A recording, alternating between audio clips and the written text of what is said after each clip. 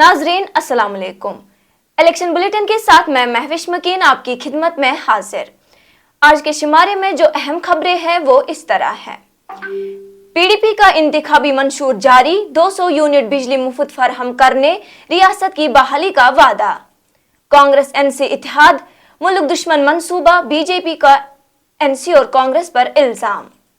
इंतखाबी मंशूर से बीजेपी परेशान, national conference का जवाबी वार। पहले मरहले में अब तक 14 उम्मीदवारों के कागजाती नामजदगी दाखिल। बानिहाल सीट को कांग्रेस के हवाले करने पर नेशनल कॉन्फ्रेंस में नाराजगी। और खान साहब के दर्जनों कारकुन एनसी में शामिल। अब खबरों की तफसील।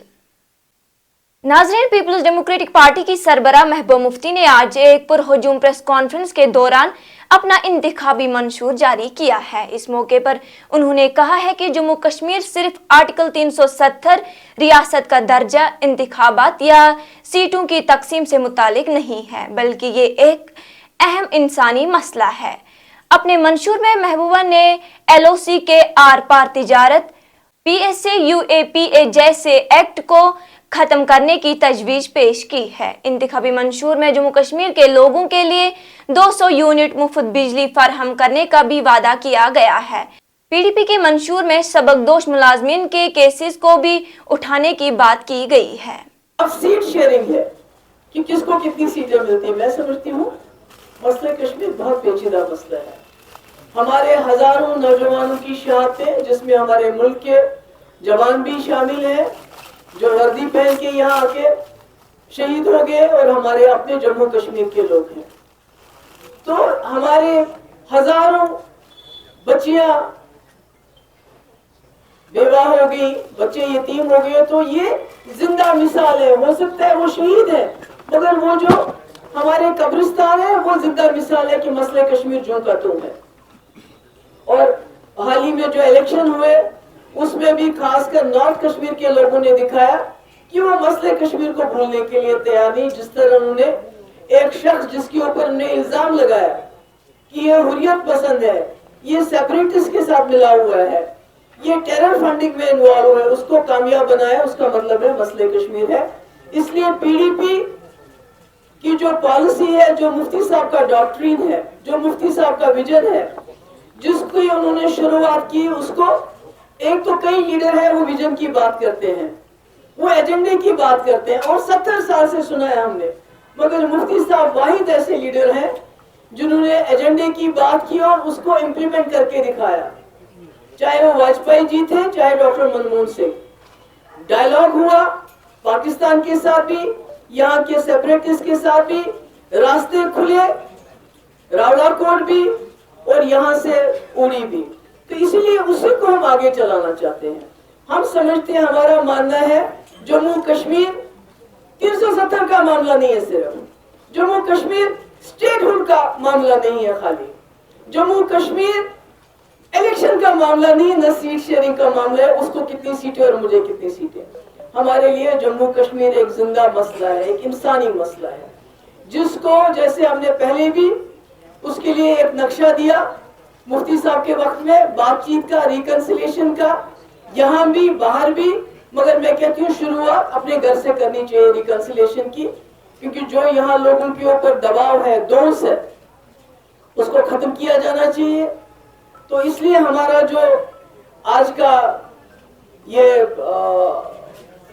मैनिफेस्टो है, उसमें रिकंसिलिएशन डायलॉग के साथ साथ जो LOC पे हमारा जो ट्रेड है, ट्रैवल है, उसकी हम बात कर रहे हैं। शारदा पीठ की बात कर रहे हैं, जो हमारे कश्मीरी पंडित हमेशा बार बार कहते हैं, जो लाइन के उस पार हैं। ट्रेडिशनल रूट्स जो सेंट्रल और साउथ एशिया से, हम उसके लिए स्ट्राइव करेंगे, जद्दोजहद करेंगे। और जो हमारे लोगों का यहाँ दम घुटता है, PSC, PSA, UAPA और एनिमी एक्ट, जिसके तहत आप किसी भी मजहबी रहनुमा को, किसी भी जर्नलिस्ट को, किसी भी पॉलिटिकल सोशल एक्टिविस्ट को आप अरेस्ट कर सकते हैं। ये चीज मुल्क का दुश्मन है, उसको खत्म करने की बात करते हैं। पर हम हॉर्टिकल्चर में एक काम ये भी करना चाहते हैं कि जो बाहर से सेब आता है उस पे हम 100% इंपोर्ट ड्यूटी लगाना चाहते हैं, ताकि कम से कम लोकली जो यहाँ हमारे लोग जो है वो अपना लोकल सेब जो उनको सस्ता मिले बाहर के सेब के मुकाबले में। सबसे पहले तो जितनी भी हमारे यहाँ गवर्नमेंट जॉब्स अवेलेबल है, वैकेंसीज अवेलेबल है, 1 साल के अंदर हम उनको आइडेंटिफाई करेंगे और फास्ट ट्रैक रिक्रूट में उनकी भर्ती करेंगे और साफ शफाफ तरीके से। ओल्ड पेंशन स्कीम हम दोबारा लागू करेंगे, होम गार्ड्स की हम ऑनरेरियम बढ़ाएंगे, रहबर तालीम टीचर्स की ट्रांसफर का हम पॉलिसी लाएंगे, disturbed area allowance Jammu Kashmir police को देने की बात है, रेगुलराइजेशन ऑफ एसपीओज और मिनिमम वेजेस एक्ट की बात है, कॉन्ट्रैक्चुअल टीचर्स और यूनिवर्सिटीज में जो पढ़ाते हैं उनका ऑनरेरियम बढ़ाने की, सीआईसी ऑपरेटर्स को उनका तनख्वाह बढ़ाने की, रहबर खेल रेगुलराइजेशन की बात है। और उसके बाद पावर में transfer of hydro projects to Jammu and Kashmir, इसके पहले भी हमने रखा है इसको, ये हमारे एजेंडे में है, कोई नई बात मैं नहीं कह रही हूँ।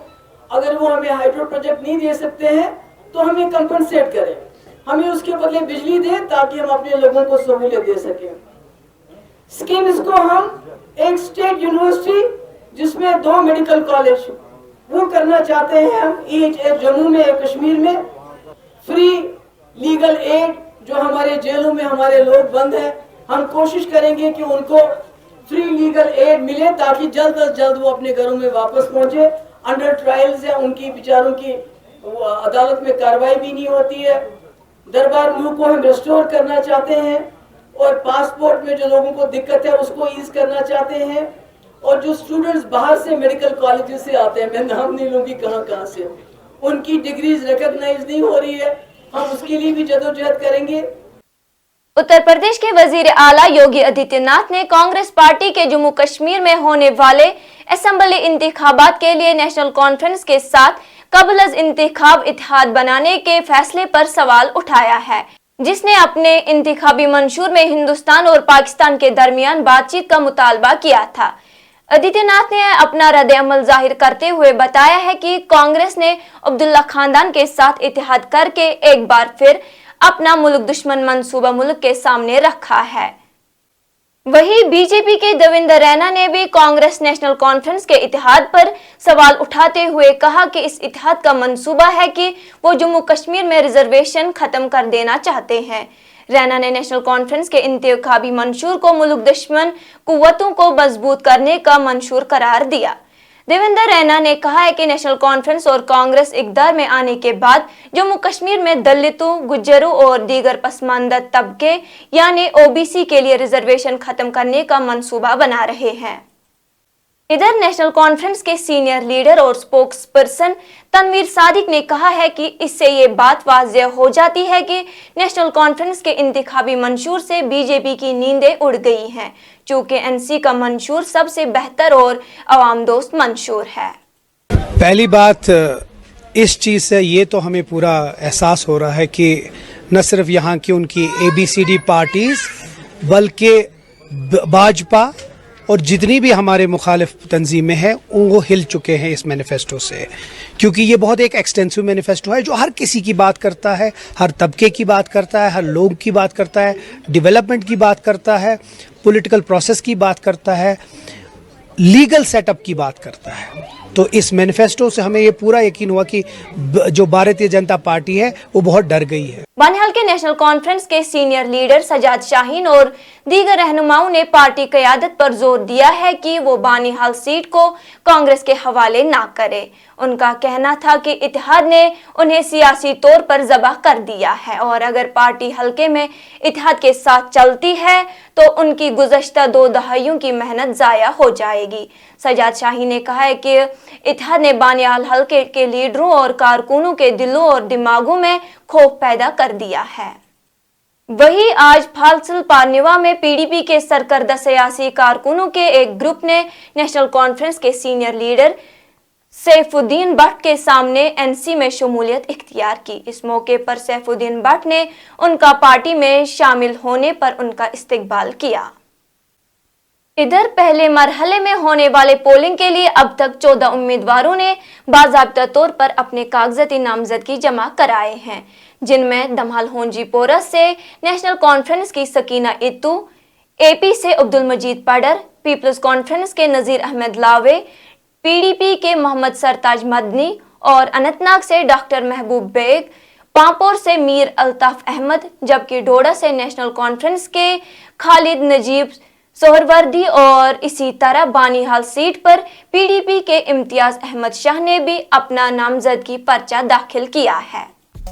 नाज़रीन, इसी के साथ आज का ये शुमारा इख्तिताम को पहुंचा। अगले शुमारे में आपसे फिर मुलाकात होगी अगर खुदा लाया।